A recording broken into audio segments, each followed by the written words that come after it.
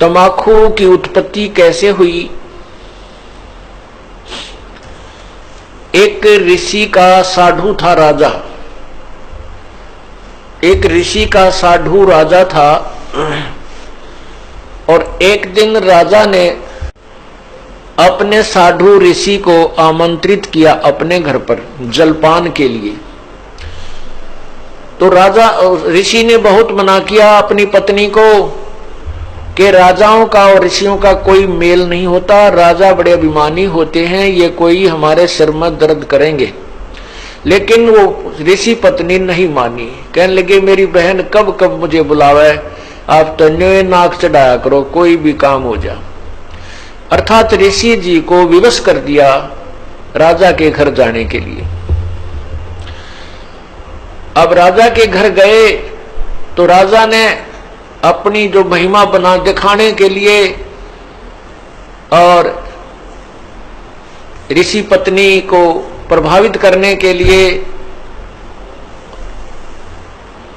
बहुत अच्छे आहार, मेज पोस्ट मेज का ऊपर काजू किस्मत सेब संतरे कर नाना प्रकार की सब्जी बनवा के, जलेबी कचौड़ी पकौड़ी दही खीर हलवा सारे व्यंजन लगवा दिए मेज पे। अब आहार किया ऋषि जी ने भी, ऋषि पत्नी ने भी, सब ने मिलकर आहार किया।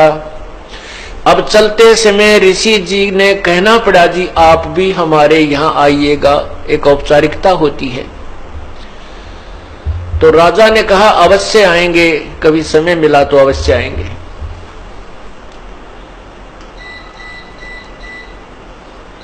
एक दिन वो समय मिल गया, राजा ने संदेशा भिजवा दिया कि हम आ रहे हैं।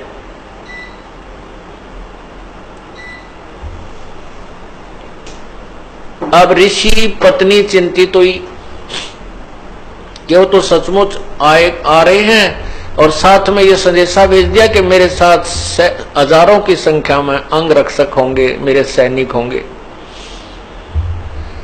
अब राजा चाहता था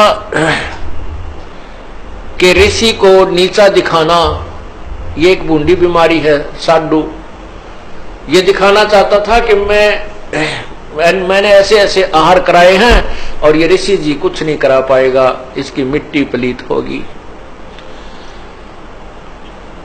और परमात्मा कहते हैं कबीरा सब जग निर्धना, धनवंता ना कोई, धनवंता सो जानियो जप राम नाम धन होए। अब ऋषि जी के पास अपने तप की कमाई थी, अपनी साधना भजन की कमाई थी। ऋषि जी ने स्वर्ग से कामधेनु गाय वो उधारी ले ली कुछ समय के लिए और उसको अलग से एक टेंट में रखा हुआ था। उधर से राजा अपने हजारों सैनिकों को साथ लेकर पहुंच गया और ऋषि से कहा कि भोजन की तैयारी करवाओ। ऋषि जी ने कहा जी भोजन तैयार है, आप खाना खाइए। अब वहां लगी लाइन और साथ की साथ थाली आ रही है, सबको परोसी जा रही है। ऋषि जी ने अपने एक सेवक को उस गाय वाले टेंट के सामने बैठा दिया, वो उठा उठा कर थाली बाहर रखता रहा।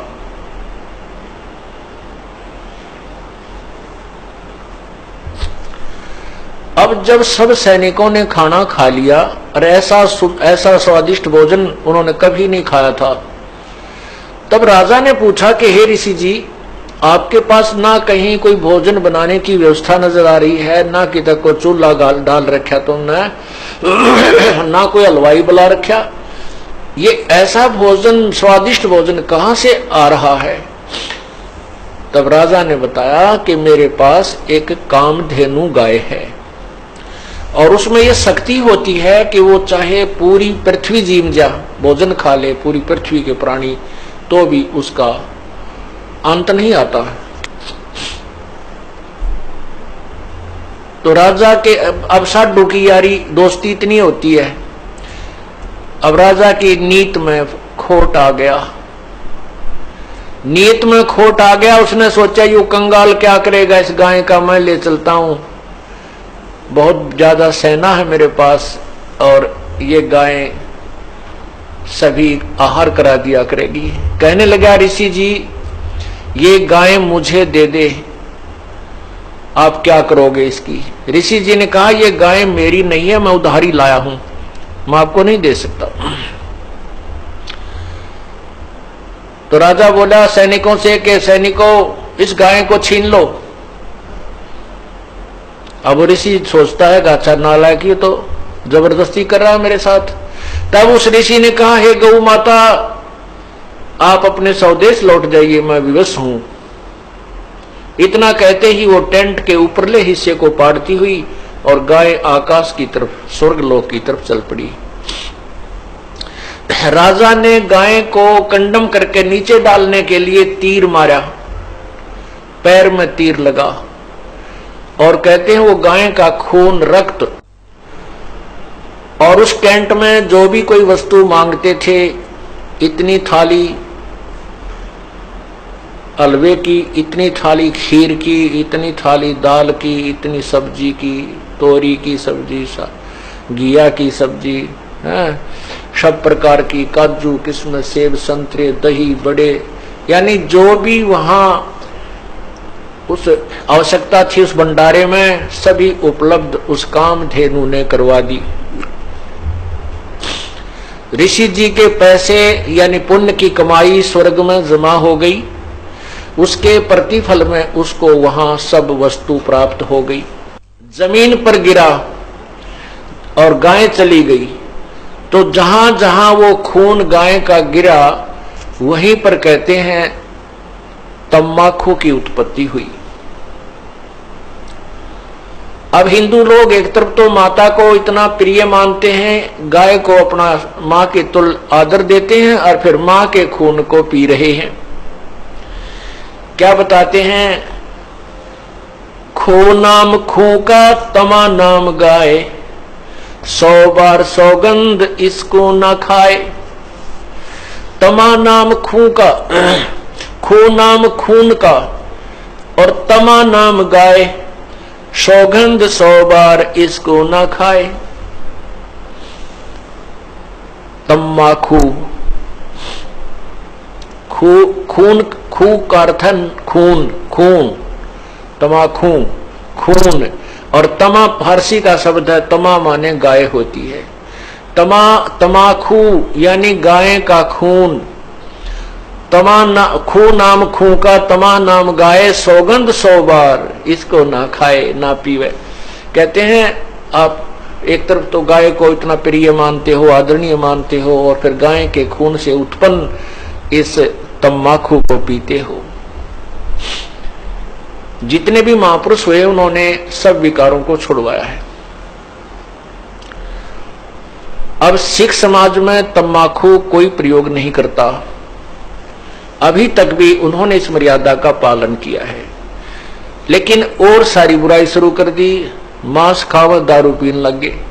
देखो बुराई तो सारी त्यागे पार पड़ेंगी। ऐसे ही मुसलमान धर्म के अंदर शराब नहीं छूते अभी भी, और बाकी मांस खाओ और हुक्का पीवे। हिंदू समाज में बीड़ी, शराब, तंबाकू और मांस कभी प्रयोग नहीं करते थे। अब हिंदू समाज में कोई मर्यादा ही नहीं रही, सारे काम बिगड़ गए। तो पुण्यात्माओं ये नए सिरे से समाज सेट किया जाएगा और इसी तरह ये समाज सुधार और आत्म कल्याण प्रारंभ होता है। उन महापुरुषों ने भी कठिन प्रयत्न किए थे, परिश्रम किया था समाज को बुराई से दूर करने के लिए। आज भी वही चल रहा है और बहुत निर्मल समाज बन रहा है। छोटे छोटे बच्चे भी ये पूछते हैं, एक बार मेरा हाथ लग गया, मेरे पापा की गोद में बंडल था, महाराज जी मेरा नाम तो नहीं टूट गया। रो रहा था वो बच्चा। मैं कहा बेटा ऐसे नहीं टूटता, वो तो वैसे लग गया हाथ, गंद का समझ लो, गोबर में हाथ लग जा, धो ले अपने ने। हाँ उसको उठा के देना, ला के देना, पीने उक्का भरना, उसमें नाम टूट जाएगा, वो खंड हो जाएगा। तो पुण्यात्माओं जो छोटी सी उम्र में इन बच्चों को ऐसा ऐसा भाव बन गया कि ये इतनी बुराई है कि इसको हाथ लागने से भी हमारा धार्मिक कर्म बिगड़ जाएगा, तो आने वाली इनकी संतान तो कति देवता पैदा होंगी। ये समाज भी सुधर रहा है और जीव कल्याण का मार्ग भी